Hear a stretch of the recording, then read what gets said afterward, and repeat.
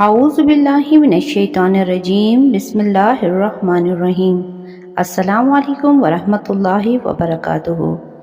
Friends, آج میں جو نوافل آپ کو بتانے جا رہی ہوں وہ میں نے اپنی زندگی میں خود ایکسپیرینس کیے ہیں۔ ایک بار نہیں، ہر بار اللہ تعالیٰ نے میری مشکل اور ضرورت کو اپنے فضل و کرم سے پورا فرمایا ہے۔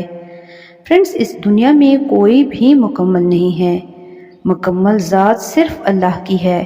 وہ وحدہ لا شریک ہے اور ہر چیز سے بے نیاز ہے، اور انسان کو اسی لیے نامکمل بنایا گیا ہے کہ وہ اللہ کی ذات کی بڑائی، شان اور وحدانیت کو جان لے اور اپنی ہر مشکل میں اللہ کو پکارے اور اللہ کے آگے عاجزی سے سر بسجود ہو کر اپنی مشکلات کی آسانی کی دعا مانگے۔ انسان کی زندگی میں کوئی نہ کوئی پریشانی رہتی ہی ہے۔ وہ مشکل یا پریشانی صرف اس کے اللہ کو یا اس بندے کو پتہ ہوتی ہے۔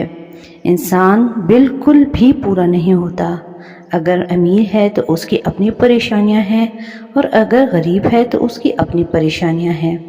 لیکن ہمیں کیا کرنا چاہیے کہ اپنی ہر پریشانی میں صرف اور صرف اللہ کی طرف رجوع کرنا چاہیے۔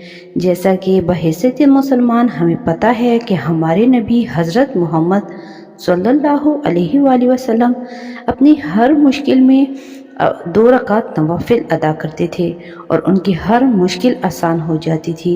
وہ اپنی چھوٹی چھوٹی مشکلات کے لیے بھی صرف اللہ کے آگے سجدہ کرتے تھے اور 2 رکعت نوافل خود بھی پڑھتے تھے، اپنے صحابہ کو بھی ترغیب دیتے تھے اور اپنی بیویوں کو بھی نوافل پڑھنے کی ترغیب دیتے تھے۔ جو نوافل میں آپ کو بتانے جا رہی ہوں وہ بہت ہی آسان ہیں، آپ کسی بھی وقت اسے پڑھ سکتے ہیں۔ فجر کے ٹائم آپ نے نہیں پڑھنا اور عصر کے ٹائم نہیں پڑھنا، باقی آپ ظہر، مغرب یا عشاء کی نمازوں کے بعد اس کو پڑھ سکتے ہیں۔ آپ نے پڑھنا ایسے ہے کہ 2 رکعت نفل نماز کی نیت ماننی ہے، اور پہلی رکعت میں سورہ فاتحہ کے بعد 10 مرتبہ سورہ کافرون یعنی قل یا ایھا الکافرون پڑھنی ہے، اور دوسری رکعت میں سورہ فاتحہ کے بعد سورہ اخلاص یعنی قل ھو اللہ احد پڑھنی ہے۔ یہ آپ نے 10 مرتبہ یہ دونوں صورتیں پڑھنی ہیں، یعنی پہلی صورت میں سورہ فاتحہ کے بعد سورہ کافرون 10 مرتبہ، اور دوسری رکعت میں سورہ فاتحہ کے بعد آپ نے قل ھو اللہ احد 10 مرتبہ پڑھنی ہے۔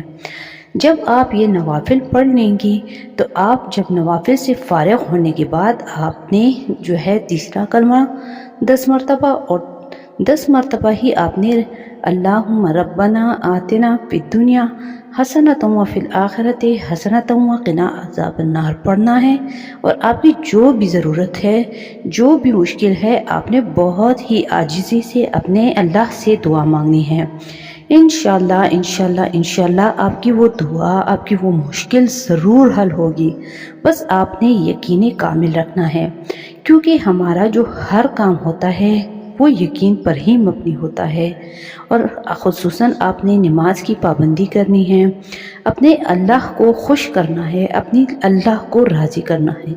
جب آپ اپنے اللہ کو راضی کر لیں گے، اپنے اللہ کو خوش کریں گے، تو وہ اللہ بھی آپ کو ایسا نوازے گا کہ آپ دیکھتے ہی رہ جائیں گے۔